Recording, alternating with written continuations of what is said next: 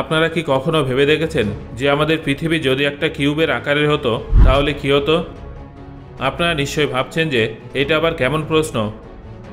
আসলে আজ থেকে কয়েক শতাব্দী আগে পর্যন্ত কিছু রক্ষণশীল সভ্যতা আমাদের পৃথিবীর সম্পর্কে এটাই বলেছিলেন যে আমাদের পৃথিবী সম্পূর্ণ রূপে গোল। কিন্তু তারপর কিছু থিওরি এই কথাটাকে ভ্রান্ত বলে উড়িয়ে দেয় এবং জানায় যে আমাদের পৃথিবী গোল, তবে সম্পূর্ণ রূপে গোল নয়, মেরুর দিকে কিছুটা চ্যাপ্টা। যদিও আমরা এটা বলতে পারি যে আমাদের পৃথিবী গোল, শুধুমাত্র আমাদের পৃথিবী নয়, এই ব্রহ্মাণ্ডের যত মহাকাশীয় পিণ্ড, গ্রহ এবং উপগ্রহ আছে সব কিছুর আকারই গোল।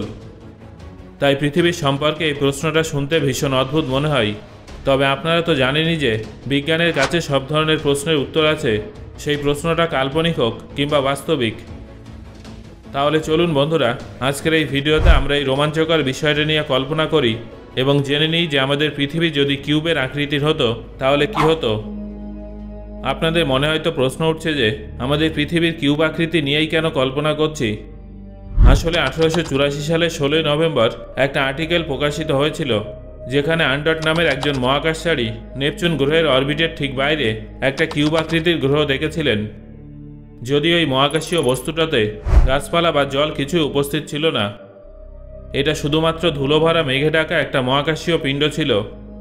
এই আর্টিকেলটা প্রকাশিত হওয়ার পর কিউব আকারের গ্রহের উপস্থিতির কথা চাপা পড়ে যায় আর এই বিষয়টা সবাই ভুলে যায়।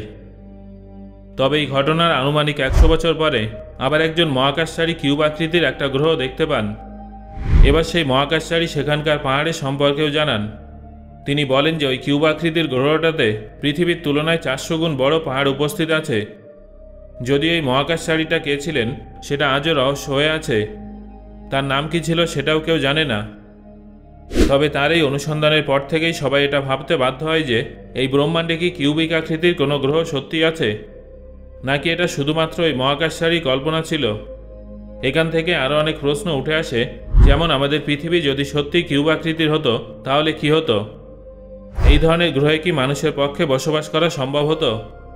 পৃথিবী যদি কিউব আকারের হতো তাহলেও কি পৃথিবীর অবস্থা তেমনই হতো যেমনটা আজ আছে? তখন আমাদের জলবায়ু কেমন হতো? তখনও কি পৃথিবীর মাধ্যাকর্ষণ শক্তি সেইভাবেই কাজ করতো যেভাবে আজ করছে? তাহলে চলুন এই সমস্ত প্রশ্নের উত্তরগুলো জেনে নেওয়া যাক। এটা তো আমরা সবাই ভালোভাবেই জানি যে আমাদের আশেপাশে উপস্থিত সকল গ্রহ, উপগ্রহ ইত্যাদি সব কিছুই গোল।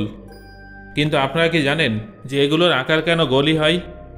আসলে এই পিণ্ডগুলো গোল হয় কারণ যে কোনো গোলাকার বস্তুর মাধ্যাকর্ষণ শক্তি তার কেন্দ্রের দিকে থাকে এবং সেটা ওই বস্তুর পৃষ্ঠের সমস্ত জায়গায় সমান হয়ে থাকে।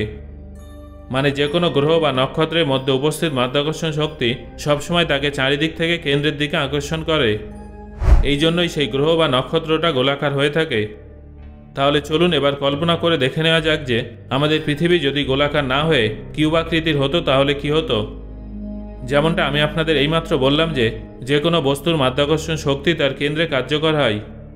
যেহেতু পৃথিবীর আকার গোল, তাই পৃষ্ঠের প্রতিটা জায়গায় মাধ্যাকর্ষণ শক্তি সমানভাবে কাজ করবে।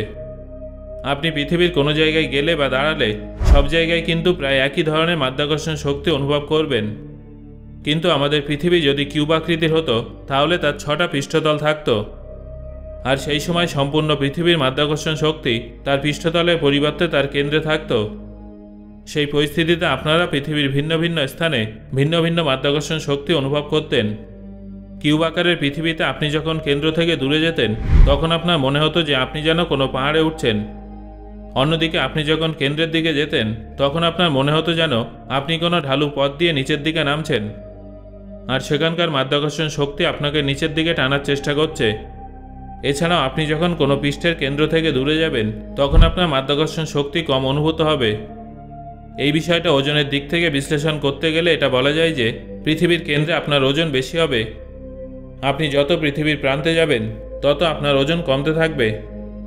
যেমনটা আমি আপনাদের কিছুক্ষণ আগেই বললাম যে কিউব আকৃতির পৃথিবীর কেন্দ্রে মাধ্যাকর্ষণ শক্তি সব থেকে বেশি হবে। আপনারা জানেন যে মাধ্যাকর্ষণ শক্তি ওজনের সমানুপাতিক হয়ে থাকে। সহজ ভাষায় বললে যেখানে যেখানে মাধ্যাকর্ষণ শক্তি কম হবে সেখানে আপনার ওজনও কম হবে, আর যেখানে মাধ্যাকর্ষণ শক্তি বেশি হবে সেখানে আপনার ওজনও বেশি অনুভূত হবে। তাহলে বুঝতে পারলেন তো, পৃথিবী যদি কিউব আকৃতির হতো তাহলে পৃথিবীর এক এক জায়গায় আপনার ওজন এক এক রকম হতো। এবার জেনে নিন পৃথিবীর জলবায়ু কেমন হতো। পৃথিবী কিউব আকৃতির হলে পৃথিবীর জলবায়ু ভিন্ন ভিন্ন হতো। পৃথিবীর প্রান্তে জলবায়ু একেবারে বিপরীত হতো। এমনটা এই জন্য হবে কারণ মাধ্যাকর্ষণ শক্তির কারণে পৃথিবীর সম্পূর্ণ জল পৃথিবীর কেন্দ্রে চলে আসবে, যার ফলে পৃথিবীর কেন্দ্রে এবং প্রান্তে জলবায়ু সম্পূর্ণ আলাদা হবে। এমনকি সেখানে মানুষের পক্ষে বসবাস করা অসম্ভব হতে পারে, কারণ পৃথিবীর সমস্ত জল পৃথিবীর কেন্দ্রে চলে আসবে, যার ফলে পৃথিবীর অন্যান্য প্রান্তে জলের অভাব দেখা যাবে। তখন শুধুমাত্র জলজ প্রাণীরাই সেখানে রাজত্ব করবে, মানুষের সংখ্যা কমে যাবে। সো বন্ধুরা, এবার আপনারা নিশ্চয়ই অনুমান করতে পারছেন যে পৃথিবীর আকৃতি যদি কিউবের মতো হয় তাহলে পৃথিবীতে জীবন ধারণ করতে কতটা সমস্যা হবে। এছাড়াও পৃথিবীর বিশেষ কিছু স্থানে যাওয়ার জন্য আপনাকে বিশেষ ধরনের স্পেসস্যুট পরতে হবে, কারণ পৃথিবীর প্রান্তভাগে বায়ুমণ্ডল থাকবে না বা খুব কম থাকবে। আপনি যদি সেই সমস্ত স্থানে স্পেসস্যুট ছাড়া যান তাহলে আপনার অবস্থা স্পেসস্যুট ছাড়া চাঁদে যাওয়ার সমান হয়ে যাবে। পৃথিবীর প্রান্তভাগে আপনার বেঁচে থাকার সম্ভাবনা প্রায় থাকবে না বললেই চলে। এই জন্য আপনি যদি কিউবিক পৃথিবীর প্রান্তে যেতে চান তাহলে আপনাকে বিশেষ ধরনের স্পেসস্যুট পরতেই হবে। এবার হয়তো আপনাদের মনে এই প্রশ্নটা উঠছে যে যদি সমুদ্রের সমস্ত জল পৃথিবীর মাঝ বরাবর চলে আসে তাহলে মানুষ কোথায় থাকবে। এটা তো আপনারা সবাই জানেন যে কিউবের 6টা পৃষ্ঠতল থাকে এবং প্রত্যেকটা পৃষ্ঠতলের একটা নিজস্ব কেন্দ্র থাকে। তাই সমস্ত জল কিউবের প্রত্যেকটা পৃষ্ঠতলের কেন্দ্রে থাকবে। সেখানে আমাদের থাকার জন্য খুব কম জায়গা অবশিষ্ট থাকবে, কারণ আমরা যদি কেন্দ্রের থেকে বেশি দূরে যাওয়ার চেষ্টা করি তাহলে আমরা কম মাধ্যাকর্ষণের জন্য বেঁচে থাকতে পারবো না। এই জন্য কিউবিক পৃথিবীতে আমাদের জন্য একদমই জায়গা থাকবে না। এছাড়াও সেখানে পশু পাখি এবং জীবজন্তুদের জন্যও কোনো জায়গা থাকবে না। পাশাপাশি সেখানে গাছপালাও জন্মাতে পারবে না। গাছপালা না থাকলে স্বাভাবিকভাবেই অক্সিজেনও থাকবে না, আর অক্সিজেন ছাড়া আমাদের পক্ষে বেঁচে থাকা সম্ভব হবে না। এছাড়াও আরও একটা বড় সমস্যা হলো আমরা কিউবিক পৃথিবীতে ইন্টারনেট ব্যবহার করতে পারবো না, কারণ আমরা পৃথিবীর থেকে কোনো স্যাটেলাইট পাঠাতে পারবো না। এবার আপনারা হয়তো ভাবছেন যে এমন কেন হবে। আসলে আমরা যদি পৃথিবীর অরবিটে কোনো স্যাটেলাইট স্থাপন করি তাহলে সেই স্যাটেলাইট পৃথিবীর প্রান্তের সাথে সংঘর্ষের কারণে নষ্ট হয়ে যাবে এবং আমরা কখনো ইন্টারনেট ব্যবহার করতে পারবো না। কিউবিক আকৃতির পৃথিবীতে মানুষের পক্ষে জীবন ধারণ করা অত্যন্ত সমস্যাজনক হতো, কারণ বর্তমানে পৃথিবীতে প্রাকৃতিক রূপে মানুষের জন্য প্রয়োজনীয় সমস্ত সুবিধা আছে, যেমন প্রাকৃতিক পরিবেশ, জল, মাটি ইত্যাদি। কিন্তু পৃথিবী যদি কিউবের আকারের হতো তাহলে সেখানে আমাদের বসবাসের উপযোগী বায়ুমণ্ডল একেবারেই থাকতো না। কিউবিক আকৃতির পৃথিবীতে বসবাসকারী মানুষ এমন কোনো টেকনোলজিও তৈরি করতে পারত না যার সাহায্যে মানুষ পৃথিবীতে দীর্ঘদিন বেঁচে থাকতে পারবে। যদিও এটা সম্পূর্ণ কাল্পনিক একটা বর্ণনা ছিল, কিন্তু আমি আশা করছি যে আলোচনা থেকে আপনি অনেক কিছু বিষয় সম্পর্কে নতুনভাবে জেনেছেন। এই ভিডিওটা আপনার কেমন লাগলো সেটা অবশ্যই আমাকে কমেন্ট করে জানাবেন। ধন্যবাদ।